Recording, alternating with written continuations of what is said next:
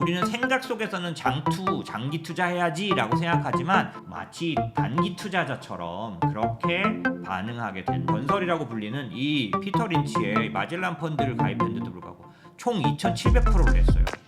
이 기간 동안에. 그런데 왜 절반 가까이 돈을 잃어버리고 손실을 봤을까요? 연봉이 10%면 어느 정도 되냐면 30년이면 21배에 낮으면 계산적인 얘기지만 실제로 저희 보면 이렇게 가고 있거든요.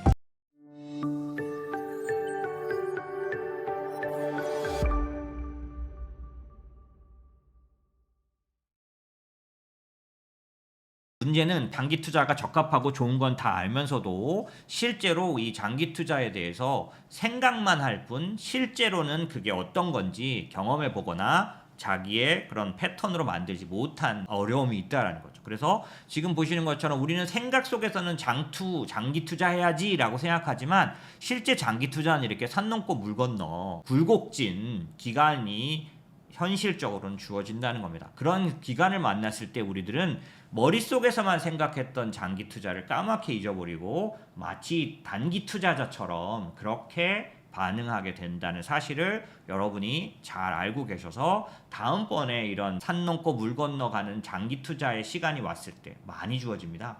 그랬을 때 여러분이 기본적으로 내 장기 투자의 어떤 그런 가치관과 철학을 생각이 아니라 실제로 적용하는 방법들을 여러분들이 좀 체득하셨으면 좋겠고 그 사례로 오늘 하나 좀 말씀을 드리겠습니다. 예를 들어서 저희 인모스트가 지금까지 겪어왔던 여러 가지 일들을 실제로 공개를 하고 있는데 잘한 점만을 말하는 게 아니라 우리들이 빠지는 오류들을 얘기를 하고 있는데요. 그 중에서 이제 오늘은 두 가지 정도 사례를 드리려고 합니다. 하나는 인모스트가 2019년도에 리츠로 상당한 수익을 냈어요. 2019년도 저희가 수익률이 굉장히 좋은데 그때 금과 리츠 투자로 상당 부분 투자 성과를 냈습니다. 그런데 이 리츠가 코로나가 터지면서 엄청나게 위기에 빠집니다. 보시면은 코로나라는 게 셧다운 위기였기 때문에 지금도 상업용 부동산 위기가 계속 언급되잖아요. 아침에 들어보니까 미국의 서부 같은 경우에는 코로나 이전에 낮 시간에 건물에 있던 인원수, 그러니까 근무하는 인원수가 반도 안 된다고 하더라고요. 지금은. 그러니까 뭐 엄청난 그런 부동산 위기가 왔겠죠. 그러다 보니까 리츠가 어마어마하게 이제 하락을 했었습니다. 그러니까 당연히 리츠에 대해서는 안 좋은 이런 찬바람이라든지 그다음에 내년에도 어렵다라든지 뭐 이런 얘기들이 엄청나게 이제 뉴스에는 나왔지만 실제로는 어땠냐면 21년도 2월 달부터 22년도 5월까지 보면은 리츠가 코스피에 비해서 보세요. 코스피는 마이너스 14% 났는데 그 기간 동안 리츠는 35% 플러스 났습니다. 그러니까 일단 1차 여러분이 아셔야 될 거 뉴스에 나온 그런 전망 맞지 않다. 다 맞지 않다고 할 수 없지만 맞지 않는 경우 많습니다. 두 번째 어떤 거냐면 이 리츠를 그러면 손절을 했다가 다시 샀으면 어떻게 될까라고 했을 때도 지금 만약에 손절했다가 다시 사면 미안하지만 그냥 들고 있었던 것보다 더 좋지가 못합니다. 리츠가 손절을 했을 때라도. 그러니까 기본적으로 이 리츠라는 게 그 배당 관련된 투자거든요. 부동산 투자지만 배당 관련된 투자인데 얘가 지금까지 긴 기간 동안을 놓고 보면은 굉장히 효과적인 투자 자산이에요. 그런데 중간중간에 잘 잘라서 움직이는 부분도 좀 필요할 수도 있는데 자칫 시기를 놓치거나 그랬을 때는 그냥 갖고 있어서 하는 부분도 필요하고 저희가 리츠를 굉장히 좋아합니다. 인모스트가. 그래서 리츠를 지금도 배당량에서 그대로 다 들고 있고 그 다음에 거의 매년 거래해왔죠. 잠시 코로나 때 어떤 부분에 있어서는 적절하게 완전 끝까지 보유하지 못하고 손절한 부분이 포트에 있었습니다. 그런데 그 결과는 들고 있은 거에 비해서 효과적이지가 못했습니다.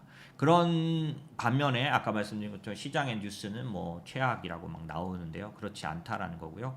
이제 두 번째는 뭐냐면 블록체인 ETF라 그래서 이 블록체인은 뭐냐면은 그 가상 자산에 관련된 그래서 가상 통화는 아니고요. 비트코인 이런 거에 투자한 건 아니지만 그런 가상 자산에 관련된 기업들을 투자하는 그래서 블록체인이라고 많이 들어보셨죠. 그 블록체인 ETF가 얼마나 빠졌냐면 2022년도 작년도 한 해 동안 마이너스 85%나 빠졌어요. 그러니까 당연히 아까 리츠처럼 엄청나게 위험하고 안 좋다라는 예상이 엄청나게 쏟아졌어요. 그런데 실제로는 23년 연초부터 올라가기 시작해서 188% 그러니까 더 올랐 이게 이제 언제냐면 날짜가 좀 됐습니다. 지나간 날짜들도 여기 반영되니까. 그래서 그 188% 올라서 지금까지 한 188% 오르는 바람에 어떤 일이 생겼냐면은 예를 들어서 아까 리츠는 저희가 효과적으로 대응하지 못한 그러니까 뭐 다시 리츠를 사긴 샀지만은 그냥 들고 간 거에 비해서 효과적이지 못했다면 저희는 반반했기 때문에 그 장기 포트의 것들은 그냥 가져갔습니다. 그냥 대응 안 했어요. 단기 포트들은 저희가 손절했다가 다시 샀거든요. 블록체인 같은 경우에는 보유한 상태에서 작년도를 어렵게 버텼습니다. 작년도에 사실 굉장히 말도 많고 탈도 많았죠. 그런데 제가 이제 우리 고객분들하고 공유했던 작년도에 막 한창 막 제가 많이 접했던 질문은 왜 대응하지 않느냐 이런 부분이셨는데 이제 저는 만약에 아까 이제 앞에서 설명한 것처럼 제가 말씀드린 여러 원칙들을 제가 개인 투자자와 똑같이 왔다 갔다 한다면 저한테 돈을 왜 맡기시겠습니까? 저는 그런 것들을 경험했기 때문에 어떤 것들은 죽었다 깨나도 안 하는 것들이 있는데 그런 것들 중에 하나가 작년도는 매크로 변수로 하락한 그러니까 금리가 급하게 올라가면서 특정 자산들은 더 많이 빠졌기 때문에 그 자체의 가치가 나빠져서 그런 게 아닐 때는 일단 저는 그거에 대해서 기본적으로 반응하는 부분은 다르게 가져갑니다. 그래서 어찌됐든 뭐 제가 인머스 얘기를 하려는 건 아니고요. 자, 블록체인을 그래서 보유하고 작년도에 어렵지만 보유를 했다가 올해 2월 9일 날 일주일간 저희가 리밸런싱을 했는데 어떻게 했냐면은 올해 초 1월 달에 급등을 한 다음에 2월 달에 들어가서 많이 오른 거에 원래 비중은 남기고 나머지 부분만 팔아서 많이 빠진 것을 사는 리밸런싱을 했어요. 그랬을 때 당연히 BKCH라는 그 블록체인 ETF는 너무 많이 빠졌었죠. 얼마나 빠졌었냐면 88불에 산 게 20불까지 떨어졌었으니까 마이너스 76% 났었죠. 그러니까 여러분 생각엔 상상도 안 되실 겁니다. 그런데 이거를 플러스 난 종목에 플러스 난 만큼만 팔아서 이렇게 많이 빠진 쪽을 추가로 샀어요. 그런데 그랬기 때문에 어떤 상황이 됐냐면 원래 88불에 샀던 그 BKCH를 이번에는 20불에 사게 된 거죠. 그리고 주수도 돈도 훨씬 이제 조금 들어서도 400주나 이렇게 훨씬 더 많이 살 수 있는 당연히 그렇겠죠. 왜냐면 값이 떨어졌으니까. 그렇게 하다 보니까 전체적으로 어느 고객이 예를 들면 527주를 갖고 있게 된 거예요. 처음에 124주 샀는데 20불에 400주를 사가지고 527주가 된 거예요. 그러다 보니까 7월 10일 날 기준으로 봤을 때는 얘가 188% 올라왔다 그랬잖아요. 그러다 보니까 플러스로 돌았었죠. 플러스 6%가 나면서 비중은 14.5%로 늘어나서 이번 주에 저희가 이거를 다시 비중 조절합니다. 다시 10%로 돌려놓고 올라간 비중 4.5나 5.5나 6.5나 7.5가 돼 있는 비중은 또 다시 유망하지만 비중이 작거나 떨어져 있어서 더 사고 싶은 쪽들로 또 다시 이번 주에 리밸런싱을 합니다. 어찌됐든 그런 식으로 변경을 했더니 BKCH도 플러스 상태로 만들어놨을 뿐 6% 정도 플러스 정도 되는데 그런가 하면 이 리밸런싱을 안 했으면 아직도 마이너스 56%인 거죠. 그래서 사실상은 장기 투자라고 하는 부분에서도 일정 부분은 이론적으로 그냥 형식적으로만 그렇지는 않습니다. 그래서 불가피하게 장기 보유하게 된 게 아니라 기본적으로 이 가격 하락에 대한 판단을 하고 어느 시점이 오면 다시 리밸런싱해서 이거를 늘리는 그런 리밸런싱도 가능한 이유가 원칙이 있을 때는 그게 가능합니다. 내가 이걸 산 이유가 있을 때 팔아야 될 이유가 명확해야 파는 거잖아요. 그럼 안 파는 거고 사야 될 이유가 있는데 그 이유가 바뀌지 않은 채로 떨어졌다면 기본적으로는 더 사야 되겠죠. 그런 면에서는 그런 원칙들을 고수하기 위해서는 다 누구나 처음엔 원칙을 갖고 사죠. 그런데 시간이 지나고 뉴스가 나오고 시장이 폭락을 하면 그 원칙이 다 무너져 버려요. 그런 측면에서 고집을 좀 부려야 할 때가 있습니다. 그런 부분들이 장기 투자를 위해서는 필요하죠. 그래서 워런 버핏은 뭐라고 조언했냐면 주식시장은 끈기가 없는 자들로부터 끈기가 있는 자들로 부를 이동시켜주는 수단이다. 주식시장에서는 끈기 있게 장기 투자를 꾸준히 기다려서 리밸런싱하고 그 다음에 버티고 하는 끈기가 부를 만들어내는 운동장과 같다라고 워런 버핏은 말했고요. 2013년도에 노벨 경제학상을 특이하게도 3명이 공동수상했습니다. 공동수상이 좀 있긴 있는데 이때 공동수상은 굉장히 재밌는 상당히 얘기거리가 많이 됐던 해예요. 2014년도. 로버트 실러라 그래서 이제 미국의 교수면서 케이스 실러 지수를 만든 사람이죠. 지금도 이제 거의 일주일에 한 번씩 언급되는 케이스 실러 주택 지수, 그 지수를 만든 사람. 이 사람이 이때 노벨상을 탔습니다. 그런가 하면 유진 파만은 뭐 아시죠? 포트폴리오 이론을 만들었던 흐름 중에 유진 파만 효율적 시장이라 그래서 3팩터 이론을 만든 그 스타일 이론을 만든 사람이고, 이 사람도 정말 너무나 유명한 분인데 요때 노벨상을 탔고, 라스 피터 헨슨이라는 사람 잘 모르시겠지만 계량 경제학자입니다. 그런데 2013년도에 노벨상이 왜 그렇게 회자가 많이 됐냐면 이 사람들이 주장이 다 너무나 정반대이기 때문에. 로버트 실러는 어떤 주장? BAPM을 주장하는 사람인데 단기적으로는 시장을 마칠 수 없다는 사람이고, 유진 파마는 단기적으로 시장을 마칠 수 있다라고 보는 사람입니다. 효율적 시장이죠. 시장 이론을 내놓은 사람이죠. 그래서 이 사람의 이론에 따르면 모든 정보는 시장에 다 반영돼 있기 때문에 이 시장은 효율적으로 가동되고 있다 현재라고 말하는, 그러니까 고정 경제학적인 어떤 그런 걸 갖고 있는 거죠. 그래서 포트폴리오 이론을 그대로 다 여기에 수용할 수 있는, 그래서 정말 가장 효율적인 투자가 계산이 된다라고 믿는 사람이죠. 그런데 로버트 실러는 시장이 비효율적이기 때문에 절대로 계산된 결과는 오지 않는다는 겁니다. 하지만 이 사람은 장기적으로는 예측이 가능하다라고 하는 주장을 갖고 있는데, 라스피터 헨슨이라는 사람은 이 계량 경제학을 통해서 뭘 증명했냐면 단기 예측은 불가하지만 장기 예측은 가능하다는 걸 증명한 사람이에요. 무슨 얘기냐면 장기적으로는 어떤 공통된 모습으로 회귀해 간다는 거죠. 단기적으로는 어떻게 튈지 알지 못하지만 장기적으로는 예측이 가능하다는 이걸 이론적으로 증명한 사람이에요. 세 사람의 그런 의견이 매우 달랐지만 전체적으로 낼 수 있는 의견은 단기적으로는 시장을 예측하는 것은 불가능하다. 하지만 장기적으로는 예측이 가능하다라는 거고요. 전문가는 그런 측면에서 장기 투자에 대한 승률을 높일 수 있는, 장기적인 예측과 장기적인 흐름을 정상적으로 끌고 갈 수 있는, 장기적인 결론을 내릴 수 있는 그런 사람들 전문가로 본다.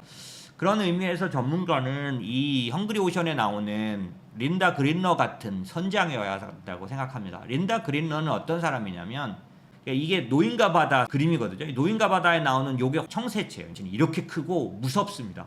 사람을 죽게도 만들 수 있는, 이게 청새치인데 요 붉은색, 이 황새치 잡이 어선의 유일하게 여자예요. 여자 선장 린다 그린러라는 이 여자 선장이 했던 그 얘기를 제가 잠시 인용하겠습니다. 어떤 얘기를 했냐면 배를 탔을 때 얘기죠. 항해 초기의 시간 흐름은 거리로 측정된다. 이때 마일수는 초침의 수많은 움직임보다 훨씬 더 막강하다. 무슨 얘기냐면 눈으로 보는 시계의 초침의 움직임이 시간을 말해준다고 생각하지 않고 거리가 시간을 말해준다고 본다는 겁니다. 선원들이나 나 역시 시간을 거의 의식하지 않는다. 의미 있는 것에 초점을 맞추기 위해 시간 개념을 스스로 조종하기 때문이다. 그 후 어장에 도착해서 그물을 던지게 되면 시간 흐름을 표시하는 척도는 거리에서 이제 그물을 던진 횟수와 배 위로 올린 고기의 무게로 바뀐다. 시간은 이제 측정 단위가 초침이 아니라 거리였다면 이제 거리가 아니라 그물을 던진 횟수, 그 다음에 고기 무게로 시간의 단위가 바뀐다는 거예요. 그래서 배에 있어서 선원들은 손목시계를 차는 법은 없다라는 거죠. 이건 선장에게는 선장의 시간이 있다는 겁니다.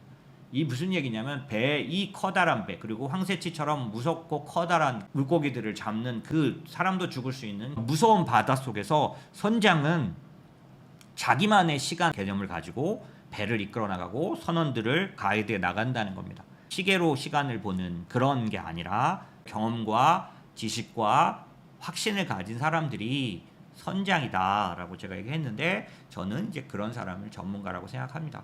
자, 그래서 이제 만약에 그런 전문가들을 찾아서 혹은 그런 전문가가 운영하는 간접 상품에 가입하실 경우 이 간접 상품에 있어서는 어떤 것들을 여러분이 알고 계셔야 할까라고 생각하면 세 가지를 이제 말씀드리고 싶은데, 요거는 이제 지난달에 저희가 고객 세미나를 했는데 고객 세미나 때 제가 우리 고객들에게 말씀드렸던 내용을 그대로 좀 인용했습니다. 그래서 시간이 좀 지났기 때문에 데이터들은 좀 바뀌어 있지만은 포인트는 같은 내용이니까 여러분들도 참고가 되셨으면 해서 제가 말씀을 드립니다. 첫 번째, 수익률이 답이 아니다. 무슨 얘기일까요? 피터 린치라는 사람이 있습니다. 투자의 귀재라고도 말하고 타부라고도 불리는 사람이죠. 이 사람은 피터 린치는 마젤란 펀드라는 걸 운영했습니다. 이 마젤란 펀드는 피델리티라는 운용사에서 나온 상품이었는데 1977년부터 1990년까지 15년 정도 동안에 연평균 29%, 죽음이죠. 이런 수익률을 낸 사람은 지금까지 앞뒤로 없었습니다. 피터 린치는 그래서 투자 시장에서는 누구나 아는 그런 사람. 이 사람이 이제 말을 했던 그런 부분들이 유명한데요. 주식시장에서 성공한 사람들은 정기적 손실, 좌절, 예측하기 어려운 사건을 받아들일 줄 압니다. 그들은 이런 사건으로 놀라지 않습니다. 라고 했고, 아침 신문을 읽을 때마다 그리고 저녁 뉴스를 볼 때마다 우리는 주식을 내던지기 위한 그럴듯한 이유를 얼마든지 찾아낼 수 있다니. 그 무슨 얘기예요? 뉴스를 보면서 그거에 따라서 움직이면 얼마든지 주식을 내던질 수 있던 반대로 해야 한다는 얘기를 하는 거죠. 그런데 이 마젤란 펀드, 지금까지 역사상 가장 유명한 이 마젤란 펀드, 이런 부분들이 에 대한 얘기들 중에 똑같이 유명한 얘기가 있습니다. 그게 뭐냐면 이 마젤란 펀드에 투자했던 그 투자자의 절반 이상, 사실 이게 절반 이상인지 어떻게 할까요? 이 사람이 은퇴하고 나서 조사했어요. 자기가 운영했던 펀드를 가입했던 사람들이 이익을 봤습니까? 손해를 봤습니까?를 조사했는데 반 이상이 손실을 봤다는 겁니다. 이 월가의 전설, 지금까지 전설이라고 불리는 이 피터 린치의 마젤란 펀드를 가입했는데도 불구하고 총 2,700%를 냈어요. 이 기간 동안에. 그런데 왜 절반 가까이 돈을 잃어버리고 손실을 봤을까요? 여러분도 꼭 생각해 보셔야 합니다. 왜냐하면 여러분이 결국 찾으시는 건 뭐냐면 이렇게 수익률을 높이내는 데들을 찾으시는 거잖아요. 그죠? 그런데 왜 그랬을까라고 보면 이 그래프가 그걸 말해줍니다. 2,700%를 냈던 마젤란 펀드도 이렇게 깊이 하락했던 구간들이 있다는 거예요. 이때 공포와 수익률이 마음에 안 들어서 환매해버렸다는 거죠. 대부분의 손실난 사람들, 반 이상의 사람들은 이 구간에 펀드를 환매했는데, 왜냐하면 이렇게나 깊이 빠졌으니까요. 어느 정도인지 봤더니 이 사람이 연평균 29%를 냈지만 반대로 맥스 드로다운이라는 건 뭐냐면 MDD라고 보통 불리는 건데요. 그 최고 손실률이 마이너스 33%까지 갔었으니까 오싹할 만하죠. 그죠? 그렇게 상당 부분 이 사람도 변동성을 보십시오. 이렇게 깊이 빠졌던 적들이 있지요. 이때 수많은 사람들이 마젤란 펀드를 떠났습니다. 하지만 마젤란 펀드는 보십시오. 올랐다가 내렸지만 다시 올라서 충분한 보상을 돌려줬습니다. 다만 투자자 반 손실을 많이 봤어요. 그래서 이게 자꾸 주식시장에서 회자됩니다. 여러분도 꼭 생각해 보셔야 하는데, 지나간 5년 동안 림머스터의 숫자가 나왔다고 말씀드렸잖아요. 저희도 지금 여기는 코스피랑만 비교돼 있지만 보시면은 가장 큰 펀드, 그 다음에 가장 큰 TDF 이런 데들하고 비교했을 때 저희가 손색이 없을 만큼 5년 동안 저희도 상당히 좋은 성적을 냈습니다. 물론 이거는 6월 15일자 날짜니까 지금은 좀 바뀌어 있을 겁니다. 하지만 이렇게 성적을 냈지만 수많은 분들이 마젤란 펀드처럼 작년도에 저희를 떠났고 지금도 불만스러운 부분들을 갖고 계실 분들이 계실 수 있죠. 저는 그 부분이 굉장히 죄송스럽습니다. 왜냐하면 사실은 좀 편안하게 저희한테 맡길 수 있는 기간이 왔으면 좋겠다 했는데 20년, 21년은 20년에 코로나가 왔지만 짧았기 때문에 많은 분들이 편안하게 저희를 떠나지 않고 머물러 계셨고 이런 식으로 상당히 올랐었기 때문에 우려가 없었어요. 그런데 이 기간 동안에는 굉장히 여러분들을 힘들었게 했고 부끄럽지만 22년도에는 31% 하락한 것도 있습니다. 물론 이때 코스피는 코스피 하락률은 마이너스 24%고 나머지 대부분은 저희가 코스피보다 더 하락한 건 아니에요. 하지만 사실은 저희 운영으로서는 부끄러운 결과가 있었습니다. 하지만 지금 제가 말씀드리고 싶은 건 이 마젤란 펀드조차도 이런 구간들이 들어가 있지만 결국에는 많은 사람들에게 대단한 결과를 돌려줄 수 있었는데 불행히도 많은 사람들이 그 과실을 따지는 못했어요. 저는 이제 그런 면에서 죄송스럽고 될 수 있으면 갈등 없이 저희를 오랫동안 거래하게 하고 싶습니다. 그런 측면에서는 자꾸 지금 이런 설명을 드리긴 하지만 갈등 있는 구간이 안 왔으면 좋겠는데 작년도는 20년 내 처음으로 오는 9%에서 10% 사이의 인플레이션, 그리고 1년 만에 5% 이상 금리를 올리는 역사상 한 번도 없었던, 지금까지 역사상 1년에 제일 많이 올렸던 거는 사실 어떤 거냐면 차례차례 올린 그런 금리 인상으로만 보면 4%가 최대였었어요. 그런데 5%를 올렸죠. 10번에 걸쳐서 75bp씩 막 올리는 거를 여러 번 할 정도로.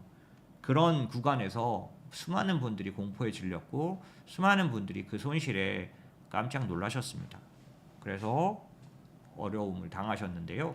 저로서는 이런 일들이 반복되지 않았으면 좋겠습니다. 그래서 여러분들이 갈등을 덜하고 저희를 믿고 따르게 해드리고 싶은데 그러지 못했어요. 죄송한 마음이 들고요. 하지만 그랬기 때문에 오히려 과실을 따기 위해서는 조금 더 참아주셔야 되는데요. 이 마젤란 펀드에서도 마찬가지였다는 거죠. 이런 정도 올라오는 이 마젤란 펀드를 왜 많은 사람들이 떠날 수밖에 없었냐면 반복되는 행동 패턴 때문입니다. 반복되는 행동 패턴이 뭐냐면 가격이 오르면 사고 싶어지고 떨어지면 팔고 싶어지는 인간의 기본적인 그러한 논리에 의해서 반대로 행동하게 된다는 거죠. 이렇게 보시면 대부분 다 가입자들이 어디서 늘어나냐면 많이 올라간 시기에서. 왜냐하면 뉴스도 많고 주변의 사람들도 워낙 시장이 좋다고 말을 하니까 대부분 상승 시기에 들어가고 대부분 언제 나오냐면 하락 시기에 나옵니다. 인간은 근본적으로 오르면 사고 싶고 떨어지면 팔고 싶어지는, 그러니까 탐욕과 공포로 움직이는 특성을 갖고 있어요. 피터린치처럼 장기적에 걸쳐서 상당한 결과, 어느 정도 결과냐면 이 정도입니다. 이게 이제 보시면은 만약에 저희가 이 연금에서 연봉리가 한 10% 정도, 10.7% 정도 나왔는데 지나간 5년 동안에 보면은 이렇게 올라가면 연봉리 10%면 어느 정도 되냐면 30년이면 21배 단위. 이건 계산적인 얘기지만 실제로 저희 보면 이렇게 가고 있거든요. 실제 저희 그 지금 3년 3.5년에 7.68%의 복리가 나는데 모양은 이렇게 갑니다. 가다가 떨어져서 또 다시 올라가는, 아까 마젤란 펀드에서 보여드렸던 그대로예요. 가다가 떨어졌다가 다시 오르는. 예, 저희도 이 지금까지 5년을 치면 연 7.68% 연복리로 계산하면 그렇게 나와 있지만 숫자일 뿐 여러분이 볼 때는 떨어진 구간에 공포스럽게 떨어지는 겁니다. 마이너스 7%까지 내려갔었으니까 이게 뭐냐면 시작할 때 거기까지 다 더 내려간 거죠. 하지만 지금 29% 정도까지 회복했습니다. 원래 고점 플러스 34%였는데 여기까지는 좀, 이거 실제 계좌니까요. 2019년도에 시작하신 분입니다. 12월이네요. 그러니까 거의 뭐 20년부터 하셨다고 봐야겠죠. 3.5년 정도. 그래서 이런 정도로 만약에 연 10% 개념으로 올라간다면 10년이면 176% 정도 되는. 그러니까 간단히 3천만 원으로 시작해서 10년 정도 운영했을 때 8천만 원 정도를 만들 수 있는, 3천만 원으로 시작해서 20년 은퇴 설계하면 2억 2,900 만들 수 있는. 그러니까 제가 이제 가끔씩 말씀드리지만 자산이 많은 분들에게는 별 그런 게 아니지만 문제는 자산이 없는데 필요한 자금은 피할 수가 없잖아요. 오늘도 제가 은퇴 그 데이터 나온 걸 보니까 55세에서 65세 사람들이 일터에서 일하고 싶은 뭐 이런 거에 대한 조사를 한 거던데 보니까 국민연금 평균 수령이 86만 원이에요. 예, 그리고 기본적으로 70세까지 일하고 싶다는 사람이 되게 많습니다. 왜? 경제적으로 도움을 받아야 하니까. 돈이 필요하다는 얘기죠. 그런 분들에게 있어서 나중을 준비하기 위해서는 첫 번째 어느 정도의 복리 수익률이 나와줘야 필요한 자금이 달성됩니다. 그러다 보니까 수익률을 내는 것도 중요하고 그거를 아까 보여드린 것처럼 장기 보유를 잘 해서 목적을 달성할 수 있는 그런 마음가짐, 그런 어떤 원칙이 좀 필요합니다. 물론 그런 걸 갖고 있더라도 마젤란 펀드처럼 이렇게 그 목적을 실제 목적지에 데려갈 수 있는 배를 잘 타야겠죠. 그 배가 없이 아무 배나 그렇게 가지는 않습니다. 하지만 그런 배를 탔을지라도 결론적으로는 그 배를 탔던 건데 이 사람들은 그 중에 반 이상은 목적지에 도달하지 못했어요. 예. 그러다 보니까 기본적으로 여러분들이 좀 중요시해야 될 건 수익률이 좋다고 여러분의 목적지에 도달하는 건 아니다. 두 번째, 오히려 그거보다는 차라리 시장에 투자하자. 기업만 조사하고 기업만 공부하고 기업만 투자할 수 있으면 좋겠는데 개인 투자자는 태생적으로 그럴 수가 없어요. 왜? 그만한 전문성을 기를 수 있는 그런 공부도 할 수가 없고요. 난 돈 벌고 일해야 되고 나도 아이들과 나도 내 생활을 가져야 되는데 그동안에 계속 책을 틈틈이는 읽지만 뭐 유튜브를 달고 살지만 그렇게 해도 되는 게 아닙니다. 이거는 경험을 통해서 제가 주식 브로커를 통해서 수많은 돈을 잃고 수많은 돈을 땄고 IT 버블 제가 코스닥 얘기하면 또 막 한두 시간 얘기할 수 있잖아요. 그 코스닥이 생길 때 제가 처음에 들어와서 시간이 지나서 코스닥이 생겼는데 코스닥이 없던 시절에 제가 주식 브로커를 시작했으니까요. 왜 제가 시장에 투자하자고 하느냐? 첫 번째 데이터로 말씀드릴게요. 이거는 지금부터 말씀드린 건 미국 시장 기준입니다. 한국 시장은 전혀 달랐어요. 미국 시장은 전체 투자 시장 기간 중에서 베어마켓, 약세장 기간이 강세장 기간에 비해서 3분의 1밖에 되지 않았습니다. 사실은 약세장 기간이 282일이었다면 강세장 기간은 1000일이었어요. 미국 시장 전체 중에서 강세장은 이런 식으로 나타나고 약세장은 이런 식으로 나타났어요. 짧고 약하죠. 하락 정도가 길고 크죠. 86%로 올랐어요. 4분의 1 정도만 약세장, 아주 짧고 강도도 하락 정도도 보시면 마이너스 50%가 있었던 적은 있지만은 오를 때는 어때요? 710%, 280%, 482%로입니다. 마이너스 58은 우리에게 있어서 막 헉헉거리는 숫자죠. 엄청난 하락 정도지만 상승은 482%, 심할 때는 710%, 이게 90년대까지 호황장에서는 이 정도 올랐어요. 여러분에게 제가 말씀드리고 싶은 건 이겁니다. 여러분 제발 매일매일에 매달매달에 시장에 울고 웃고 하지 말고 좀 더 긴 기간 시장에다 투자하잖아요. 왜? 그러면 내가 투자한 기간 동안 86%의 기간은 올라갑니다. 시장에 투자한다는 게 뭐다? 어느 정도는 감이 잡으시고요. 시장에 투자했는데 개별 주식만 들고 있으면 어떻게 될까요? 개별 주식의 움직임과 뉴스는 너무 많고 너무 드라마틱하고 너무 극단적이에요. 그 소식을 들으면서 견딜 수 있는 사람은 없단 말이죠. 그러니까 여러분의 자산은 대부분은 진짜 시장에 투자돼 있어야 합니다. 물론 그 시장에 투자된 거 안에 종목이 있지만 내가 그 개별 종목을 골라서 산 게 아니어야 한다는 거죠. 저는 그런 말 가끔 하는 거죠. 뭐냐면 꼭 이놈으로 원수 갚을 필요는 없다. 얘를 팔아도 다른 걸 통해서 내가 목적을 달성하면 되는 겁니다. 얘를 갖고 있다가 몇 프로가 꼭 올라가서 얘를 통해서만 이렇게 할 그런 마음도 맞지는 않아요. 그래서 지금 말씀드린 것처럼 시장에 투자하는 것, 시장을 믿는 게 필요합니다. 그래서 저희는 인모스는 4분의 3이 올라가고 4분의 3이 강도로 볼 때도 몇 배나 오르는 장을 갖고 있는 미국장을 8, 90% 반드시 투자합니다. 자, 이 보시면은 미국장과 한국은 많이 달라요. 자, 보여드릴게요. 한국은요, 지금부터 10년 전으로 돌아가서 10년 동안 투자하잖아요. 10년 동안 38% 났어요. 코로나 다 들어간 겁니다. 의외로 굉장히 한국장이 그때 한번 세게 올랐습니다. 그런데 10년을 따지면요, 그때만 올랐고 여러분들은 3,000포인트 이상에서 샀으면 지금 마이너스일 거예요. 전체로 10년을 보면 한국은 10년 수익률이 38%입니다. 미국은요 175%요. 나스닥은요 306%요. 이게 무슨 얘기인가요? 이 기간 동안 미국장은 4분의 3이 올랐기 때문입니다. 이 기간 동안 한국장은 4분의 3 안 올랐어요. 옆으로 2000포인트를 그냥 옆으로 올랐다 내렸다 했고 결국 코로나 끝부분에 아주 특이하게도 3000포인트 이상을 찍었죠. 그랬다가 내려왔지만 어찌됐든 이렇게 10년 동안 한 번만 딱 올라간 것 갖고는 보상이 안 나옵니다. 자 보세요. 38%밖에 안 올랐어요. 10년 동안. 중국은 더합니다.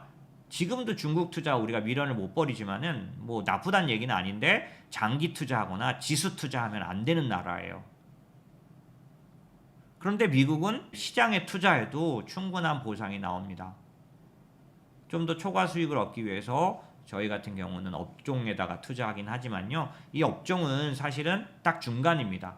완전히 S&P 500을 투자하는 것과 완전히 종목을 투자하는 거에 중간쯤 위험, 중간쯤 변동성, 중간쯤 수익이 나옵니다. 하지만 안정성은 거의 지수와 같아요. 왜? 업종이기 때문에, 산업이기 때문에 한 종목을 투자한 것보다는 훨씬 더 편안하게 자고 훨씬 더 편안하게 기다리고 시장이 4분의 3이 올라간다는 사실만 잘 내가 제대로 된 미국 시장에 투자했다. 그 다음에 내가 투자한 업종, 저희가 반도체 업종 지수 투자하는데 반도체 업종 지수면요, 정말 전 세계에서 가장 뭐 유망한 그 TSMC와 엔비디아에 주로 이렇게 그 순위변이지만 투자돼 있잖아요.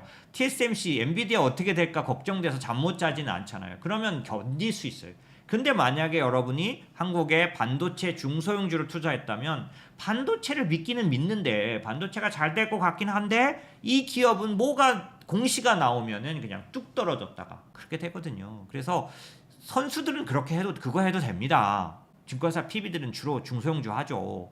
여러분의 은퇴 자금, 여러분의 아이들 교육 자금, 여러분의 무슨 자금 만드는 데 있어서 중소형주 안에도 목적지는 갑니다.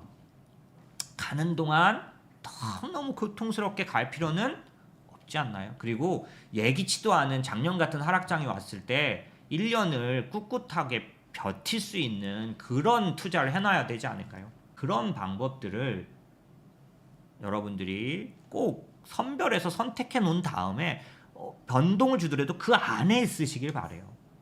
그렇지 않으시면 어느 날 갑자기 5년을 노력해서 만들어 놓은 공든탑이 종목에 의해서 와르르 무너져 버리면 그 멘붕을 어떻게 우리가 감당해내겠습니까?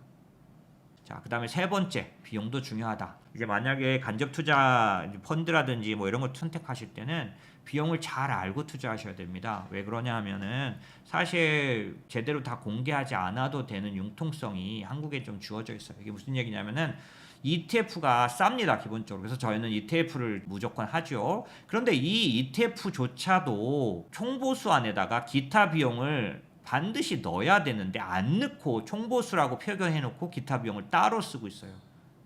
얘네들의 총보수가 0.045인데 기타 비용이 0.44야. 그럼 이거 두 개 합치면은 485가 되잖아. 0.485와 0.045는 상대가 됩니까? 공시에다 이렇게 0.045라고 아주 싼 걸로 표현한 다음에 팔았는데 실제로는 이 기타 비용, 매매 중개 수수료 막 이런 거 다 따라 들어온다면 이건 제대로 공개한 건 아니잖아요. 그러니까 여러분들이 기본적으로 이 면에서 ETF는 싸긴 싼데요. 그 정도가 다르고요. 여러분이 아셔야 될 게 있습니다. 일반적인 액티브, 이게 뭐냐면 일반 펀드예요. 일반 주식형 펀드 회전율이 일반 주식은 212%, 최대는 7,500%까지 회전합니다.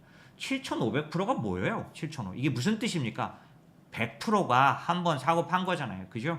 7,500%니까 몇 번을 사고 판 겁니까? 211%라는 것만 해도 몇 번이겠어요, 이게. 그죠? 한 번 싹 팔았다가 한 번 싹 다 바꿨잖아요. 그죠?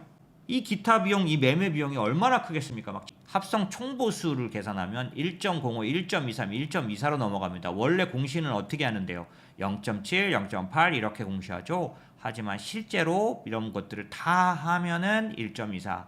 여기에 매매가 많으면 이건 TDF는 매매가 많지는 않을 테니까 요거 어느 정도 신뢰성은 있을 텐데 나머지까지 다 하면 한 1.5 정도 될 것 같아요. 그런 면에서 저희는 자신 있게 말하잖아요. 저희가 그 자원보수까지 다 합쳐도 사실 이런 데보다 더 쌉니다. 여러분이 또 하나 아셔야 될 게 있는데 성과보수라는 게 있습니다. 이 성과보수라는 건 뭐냐면 요즘은 보편적으로 일반 펀드들도 다 성과보수를 할 수 있도록 법이 바뀌었어요. 그래서 이 성과보수는 어떻게 되는지 일단 한번 알려드릴게요. 성과보수라는 건 뭐냐면 목표 수익을 정합니다. A라는 자산운용 펀드에 가입을 했을 때 사모펀드 같은데 레버카운트 같은 데서 가입을 딱 합니다. 할 때 기준을 정하는 거예요. 목표가 몇 프로다. 그래서 여기 보면은 목표 수익률이 10%네요. 10%를 초과한 거에 30%를 성과보수로 가져간다. 10%를 초과한 거에 20%를 성과보수로 가져간다. 이런 뜻이에요. 일반 성장형 펀드, 일반적으로 적극적인 펀드들이 10%인데 만약에 저희가 10%를 잡았다고 하면 10% 초과하는 25% 냈으면 저희가 15%의 20%만큼 수수료를 받아가는 거예요. 저희가 코로나 때 20년, 21년 대박 저희는 돈 벌었겠네요. 그죠? 여러분들의 자산 중에서 일부분 어떤 목적 자금은 성과 보수가 달려 있는 걸로 하는 게 좋습니다. 그러나 어떤 목적 자금은 성과 보수가 안 빠지고 시장 굴곡에 의해서 3%씩 막 툭툭 보수가 나가지 않도록 연복리가 만들어지도록 형성된 자금을 갖고 계셔야 됩니다. 이건 차별을 두셔야 돼요. 왜 지금 채권이 제일 싸요? 지금 금리가 제일 높아요. 20년 만에 금리가 제일 높으면 20년 만에 가격이 제일 싼 거예요. 네, 안녕하세요. 인머스트 투자자문 장재창 대표입니다. 매매 수익이란 건 뭐냐면 채권의 매력 중에서 여러분이 좀 집중하셔야 될 매력이에요. 여러분이 주식이라는 걸 살 때 가격이 있는 것처럼 채권에도 가격이 있습니다. 그래서 그 가격이 내가 산 가격보다 비싸게 팔 수 있는 가능성이 되게 높아졌다? 이게 매매 수익 매력인데 작년도 주식시장 많이 하락한 중에 최대 하락을 말하는 나스닥 지수가 작년도에 38% 떨어졌는데 미국 국채가 40% 이상 떨어졌어요. 절대적으로 가격이 내려온 건 분명히 맞다라는 거고 채권도 그런 의미에서 매매 수익에 관련해서는 굉장히 접근하기 좋은 때다.